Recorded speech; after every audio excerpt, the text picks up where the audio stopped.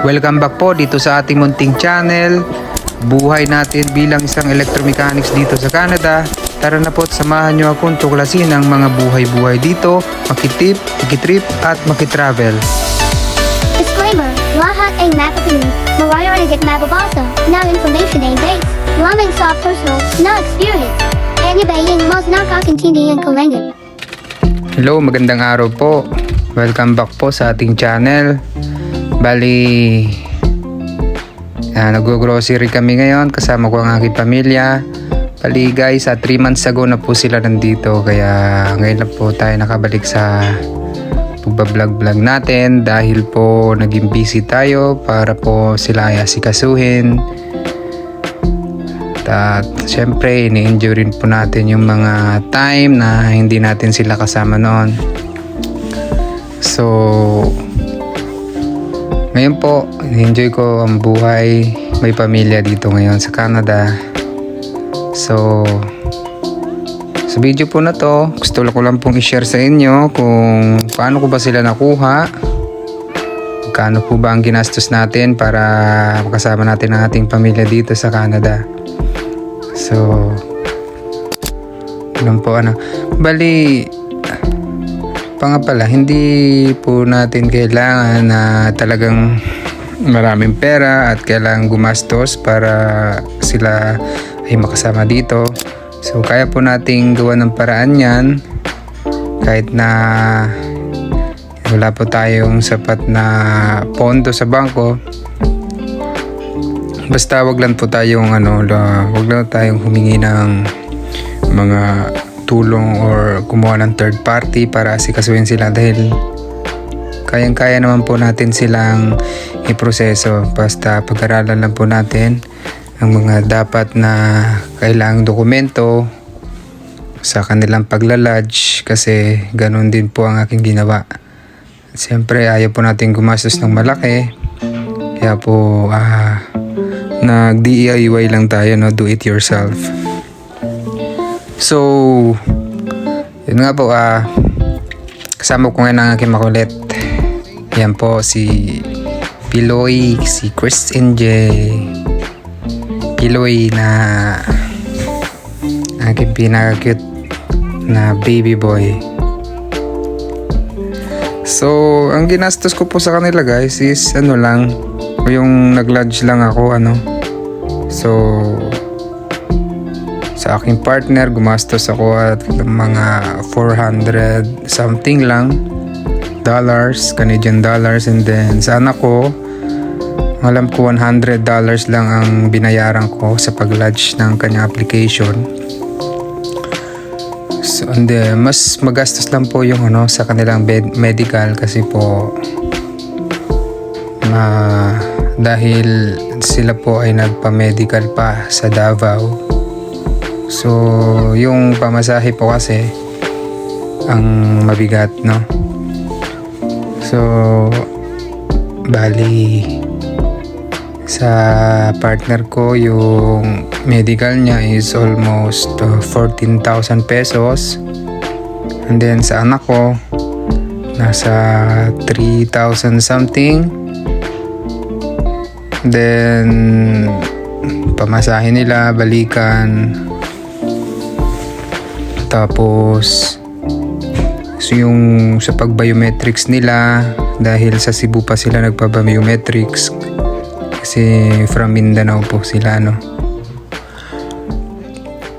Bali, nag-airplane sila. Tapos siyempre dahil sayang naman ang pamasahe, sinama ko na rin pamamasyal nila dun sa Cebu para at least hindi lang sila magpunta doon para lang sa biometrics. Sayang naman yung pamasahe. I don't want to touch it. Mag-airplane pa, tapos yun lang sadya. So pinapasyal ko na rin sila. Don't scare, that's not scary. That's not scary. Ngayon,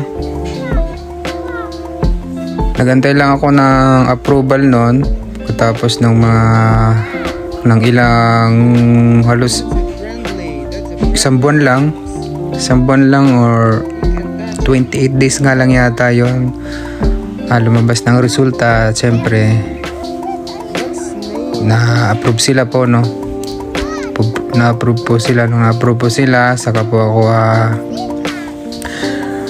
nagantay pa po ako ng ilang buwan dahil po syempre hindi pa po tayo ready na kuhanin agad sila, no? Pinrepare pa natin yung kanilang tutuluyan dito. Yun po yung magastos sa part ko dito naman sa Canada na. So kumuha ako ng sarili na yung matutuluyan. Tapos syempre hindi po kami makakagalaw dito kung wala kami sariling sasakyan. Kaya po kumuha tayo ng sasakyan. And then namili po ako ng sarili naming gamit dito, like mga appliances, kanilang mga susutin kasi dumating sila dito is snow na, winter na po. So medyo malaki-laki po ang ating gastos, ano. Pero sa usapang lodge, hanggang sa ma-approve ang kanilang visa, is ang gagastusin nyo lang po talaga sa mag-ina nyo. Kung kayo ay family of 3 lang, katulad ko, is medical, na pagpalagay na natin nasa 18,000 pesos, dalawa, mag-ina. Tapos yung sa biometrics naman, wala naman po yung bayad. Magagastos lang kayo doon ng pamasahin nyo. So iba-iba na po tayo ng gastos dyan. So yun lang, medical, and then yung pag-lodge lang ng application nila. Bali $500 sa pag-lodge nila, and then sa medical nila. So hindi pa po umabot yun ng wala pa pong 50,000 pesos yung ginastos natin. So mga lang, $500 is nasa almost 20,000 din yun. Nasa mga 30 plus lang, 30,000 plus pesos, 30,000 something sa peso lang ating na pong nagasto sa ating magina sa pag-lodge. Syempre yung ticket, iba-iba rin po tayo ng medyo mahal po yung sa ticket kasi umuwi po ako ng Pilipinas, yung back end and forth ko, yun yung magastos. Tapos syempre silang dalawa, ang ginastos ko po sa ticket is almost 4,000 Canadian dollars or mahigit pa kasi may mga insurance pa yun na binayaran ko.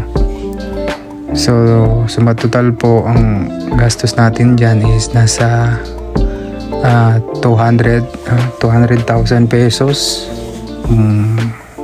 200,000 pesos more than. So yun po, bali mga 250,000 pesos kasama yung lodge nila, medical, and then plane ticket. Yun lang po ang ating gastos. Syempre, lumaki po ang ating gastos dahil po tayo po ay namamasyal, ating nilalabas natin ang ating mga pamilya nung tayo na sa bakasyon. At syempre, hindi po natin isinama yung mga kain-kain sa labas, kung ano-ano pang mga okasyon na nandoon tayo sa Pilipinas, Yun po, marami pong salamat.